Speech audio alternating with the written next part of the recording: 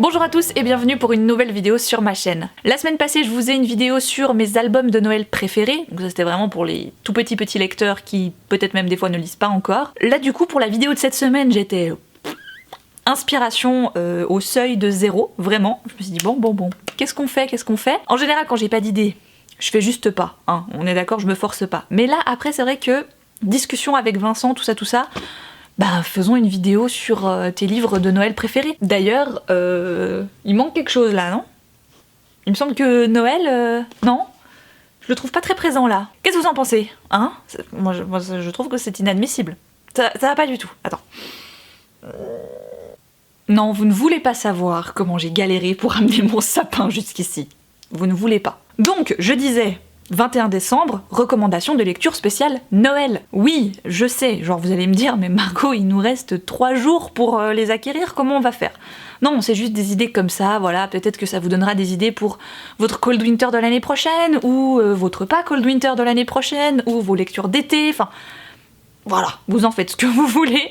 Moi, j'avais envie de vous faire une vidéo recommandation de lecture plus ou moins Noël. Encore une fois, il y a de tout, il y a du poche, il y a du grand format, il y a de la romance aussi, oui, parce que moi j'aime bien les romances pour Noël. Petite précision quand même, les livres que j'ai déjà lus pour moi, mon Cold Winter de cette année, ne sont pas dans cette recommandation, pas parce que je les ai pas aimés, juste parce que j'ai pas envie de faire trop doublon avec le bilan qui arrivera fin janvier. Hein? C'est... voilà.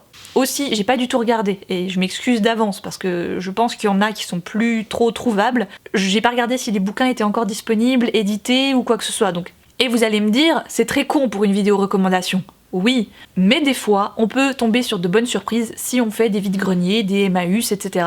et tomber sur ces bouquins peut-être en seconde main. Bon, on va la commencer cette vidéo recommandation ou quoi? Vous avez préparé le Letpool? C'est parti. Celui-là, je suis quasi sûre qu'il est plus édité, c'est pour ça, c'est en le voyant dans la pile, je me suis dit, précise-le quand même, on sait jamais. Tendre veillée de Scarlett Bailey aux éditions Milady. Alors je le mets quand même dans cette recommandation Noël, même si ça casse pas 3 pattes à un canard, je vous l'accorde, mais parce que l'ambiance était là. Alors le résumé le dit lui-même, on est dans une ambiance carte postale, hein, le chalet perdu au milieu de nulle part, avec la neige, avec les marrons chauds, les chocolats, les cadeaux, les décorations qui brillent de partout. Et bien sûr, un quiproquo phénoménal autour de 3 garçons qui tournent autour de la même fille. L'un est son faux petit ami, l'autre est son ex, et l'autre encore fait pas partie du décor à la base, mais va se retrouver quand même lié au décor. C'est bon enfant et moi je me souviens avoir passé finalement un très bon moment.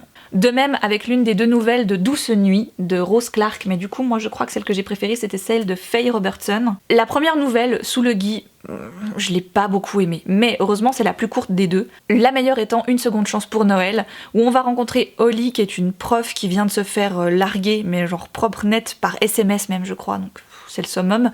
Et puis elle sait pas trop pourquoi, mais finalement elle va accepter l'invitation d'un de ses collègues profs de sciences, qui l'emmène sur son domaine en Écosse. Et là on laisse libre cours à tout, hein, les batailles de boules de neige, les grandes balades dans la forêt, sous la neige, les feux de cheminée encore une fois. Ambiance de Noël par excellence. Si vous deviez le prendre juste pour la 2e, oui. Robin Carr a écrit la série Virgin River, qui comporte 9 tomes chez J'ai lu Promesse. Et puis elle a fait un hors-série qui se passe à Noël. Vous pouvez le lire sans avoir lu la série de base, hein. Moi c'est ce que j'avais fait d'ailleurs, j'avais commencé par celui-ci alors que j'avais pas du tout lu le premier tome de Virgin River. Il y a des personnages que vous allez recroiser ensuite si tout d'un coup vous commenceriez Virgin River ou si vous les avez déjà lus, hein, voilà. C'est l'histoire de Mercy Sullivan qui a perdu son mari en Irak. Ce dernier lui avait confié une lettre qui n'était pas pour elle. Elle devait aller le remettre à un certain Ian Buchanan qui vit dans une petite bourgade paumée à Virgin River. Et quand elle va enfin réussir à le trouver, c'est pas vraiment celui qu'elle attendait. Manque de bol, elle y est pas allée du tout préparée, petite chaussure, petite voiture qui bien sûr ne redémarre plus avec la neige. Elle commence à se choper une fièvre d'enfer, et pour pas la laisser seule, Ian Buchanan va bien sûr prendre soin d'elle. Je vous laisse imaginer la suite qui est fortement imaginable. Mais si vous avez envie de vous faire une petite romance de Noël, sachez que ce livre est à gagner sur mon compte Instagram jusqu'au 23 décembre. Je l'ai trouvé à Emmaüs l'autre jour et quand je l'ai vu, je me suis dit mais attends, mais la période est parfaite pour le faire gagner à mes abonnés. Du coup, n'hésitez pas à aller participer si vous en avez envie, c'est jusqu'au 23 décembre minuit, et je ferai bien sûr le tirage au sort le dimanche 24 décembre. Plutôt envie de classique à l'approche des fêtes, je vous recommande le livre de Noël de Selma Lagerlöf, qui est un petit recueil de nouvelles et de contes de Noël qui viennent tout droit de Suède, aux éditions Babel chez Actes Sud. On me l'avait offert il y a déjà des années de ça, et je l'ai lu il y a des années de ça aussi. J'avais beaucoup aimé, ça se lit très rapidement et ça nous fait découvrir Noël ou des traditions de Noël qu'on n'a pas forcément chez nous, et découvrir les traditions ou les contes ou les croyances d'autres régions du monde autour de Noël. Moi j'ai trouvé ça super intéressant, en plus c'est pas comme si la Suède c'était une partie du monde qui m'intéressait énormément. Et le classique qu'on ne présente plus mais qui, je l'ai vu cette année, a donné du fil à retordre à pas mal de lecteurs du Cold Winter, le fameux Un chant de Noël de Charles Dickens. Alors moi j'ai la version Folio Junior, j'ai aussi la version originale en anglais, que je me dis qu'un jour je lirai. La version que j'ai là, c'est la traduction de 66. Je me souviens même avoir passé un très bon moment de lecture avec ce livre-là, qui fait, pour moi, partie des classiques de Noël. L'histoire de Scrooge, qui est vraiment avare, près de ses sous, et qui, pendant la nuit de Noël, va recevoir la visite de 3 fantômes, celui du passé, du présent et du futur, qui vont lui faire voir, ce qu'était sa vie, ce qu'est sa vie et ce que pourrait être sa vie s'il continue à agir comme il le fait. La première fois où j'ai lu ce bouquin, c'était pour une seule et bonne raison. Quand j'étais petite, j'avais une VHS qui s'appelait Le Noël de Mickey. Et alors, le Noël de Mickey, ça doit être la cassette que j'ai regardée le plus au monde, vraiment. Je l'ai tellement regardée qu'un jour, elle a pété. Vraiment, la bande a plus voulu et c'était fini et j'étais très triste. Et c'était l'histoire de Scrooge, mais avec les personnages de Disney, Mickey, Donald, Picsou, qui jouaient bien sûr Scrooge. J'ai donc lu ce livre uniquement pour lire la véritable version de Charles Dickens. Si vous avez envie de vivre un Noël pas comme les autres, un peu moins sympa, gai et festif que les autres, je vous conseille très fortement Esprit d'hiver de Laura Kashishke. Ce livre, franchement, si je m'attendais à ça quand je l'ai lu, waouh. Encore une fois, on va rencontrer une Holly qui attend toute sa famille pour les fêtes. Son mari est parti très très tôt chercher tous les membres de leur famille qui devaient atterrir par avion, sauf que manque de bol, dans la matinée, grosse tempête de neige, tout le monde est en train d'annuler parce que personne ne peut sortir de chez lui. Elle se retrouve donc seule avec un repas à moitié préparé, un peu la tête dans le cirage parce qu'elle avait un peu bu la veille, avec sa fille. Et petit à petit va s'installer une sorte de tension entre la mère et la fille, entre les non-dits, entre les choses qu'on se cache depuis tant d'années, qu'on garde profondément au fond de soi et qu'on se dit non, je ne peux pas lui dire, je ne veux pas lui dire parce que ça lui ferait trop de mal, mais ça les démange et on sent que c'est en train de les faire pourrir de l'intérieur petit à petit. Et arrive la scène finale, où tu commences enfin à tout comprendre de ce qui se passe depuis le tout début du bouquin. Voilà. Et avec ce livre, dernièrement, il m'est arrivé un truc trop drôle. J'étais en train de raconter l'histoire à ma collègue qui l'avait pas lu, et moi j'avais fait un bandeau coup de cœur. Chez Payot, on a les petits bandeaux où on écrit nous-mêmes nos coups de cœur dessus. Et j'étais en train de le faire et je lui racontais en même temps mon avis. J'ai une cliente qui passe et qui fait « Oh, mais ça a l'air génial, je vous le prends !» Et donc j'étais en train de rédiger mon coup de cœur, et l'autre elle me prend le bouquin comme ça.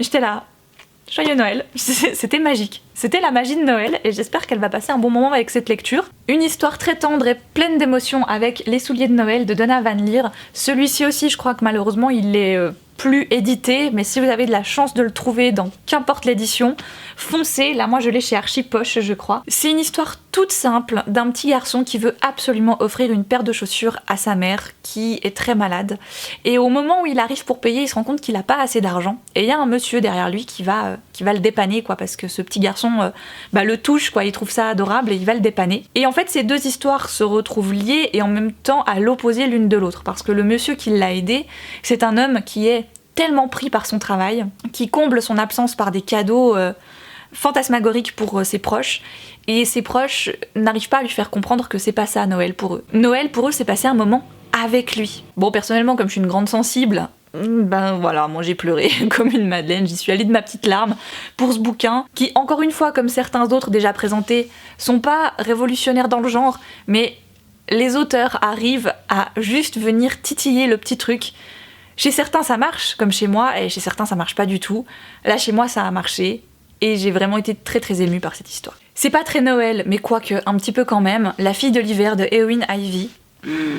Je sais que vous êtes beaucoup à l'avoir mis dans votre Cold Winter, et j'étais vraiment contente de le voir dans vos challenges. Ce livre est vraiment très touchant. En fait c'est une réécriture d'un conte russe à la base. Un couple qui n'arrive pas à avoir d'enfants va s'isoler en Alaska. Et un soir, alors qu'il y a des vieilles rancunes envers l'un et envers l'autre, ils vont se mettre à faire un bonhomme de neige dans le jardin. Et le lendemain, le bonhomme de neige n'est plus là. Les gants et l'écharpe qu'ils avaient mis autour du bonhomme de neige ne sont plus là non plus. Il y a des petites traces de pas qui s'en vont vers la forêt. et ils vont rencontrer une petite fille qui vit dans la forêt. Au moment où je l'ai lu, ça m'a fait penser au film de Disney sur l'étrange vie de Timothy Green ou un truc du style, qui part un petit peu du même esprit où en fait le couple n'arrive pas à avoir d'enfants, créent leur enfant parfait dans leur tête, inscrivent ses caractéristiques et sa personnalité sur des bouts de papier et enterrent tout ça dans le jardin. Et le lendemain, il y a une grosse tempête dans la nuit et le lendemain, il y a un petit garçon dans le jardin. Voilà. Je me souviens qu'au moment de ma lecture, c'est vraiment un livre qui m'avait chamboulée, bouleversée, tout simplement par la thématique abordée, voilà, la difficulté d'avoir un enfant. Et j'ai trouvé que l'autrice avait super bien joué sur la psychologie des personnages, qui était vraiment très réaliste. Bon, il est plus vraiment à présenter maintenant depuis sa sortie parce que beaucoup le lisent comme calendrier de l'Avent. Je le conseille d'ailleurs à le lire comme calendrier de l'Avent. La véritable histoire de Noël de Marco Leino, qui comporte justement 24 chapitres, qui va nous parler de la version du Père Noël de Marco Leino, que moi personnellement j'avais bien aimé. C'est l'histoire de ce pauvre petit Nicolas qui va perdre sa famille et qui va se faire finalement adopter par tout un village, et qui, je sais plus trop comment ça se met en place, mais va commencer à distribuer des cadeaux, et ça va rester quoi en fait, et j'ai trouvé l'idée de cette naissance du Père Noël très sympa. À compléter pour moi avec Une seconde avant Noël de Romain Sardou, que j'ai lu l'année passée, qui est aussi une légende autour du Père Noël, sur sa naissance, sur sa création. Là, ça vient plutôt d'un petit ramoneur anglais qui va se perdre un jour en forêt, qui va tomber sur un arbre magique et qui va rencontrer des elfes, et il va décider de rendre heureux tous les enfants du monde comme il le peut en devenant le Père Noël. Voilà, mes recommandations de lecture autour de Noël est terminée. J'espère que cette vidéo vous aura plu. Comme c'est une de mes fêtes préférées dans l'année, j'ai toujours quelques bouquins de Noël par an à lire, parce que c'est vraiment quelque chose que j'aime faire, accorder mes lectures à cette période de l'année, avec cette fête principalement. Alors ce sont des livres que j'ai déjà eu l'occasion de présenter avant, bien sûr, mais c'est le but des vidéos recommandations, c'est de vous ressortir d'anciens bouquins et de vous les représenter, de les remettre un petit coup en avant. En plus là, tac, juste pour la période des fêtes, ça tombait plutôt bien. Je vous embrasse tous très fort, je vous souhaite de merveilleuses fêtes de Noël, profitez des vôtres, lisez bien, mangez plein de chocolat et plein de biscuits, et surtout, je vous souhaite de merveilleuses lectures.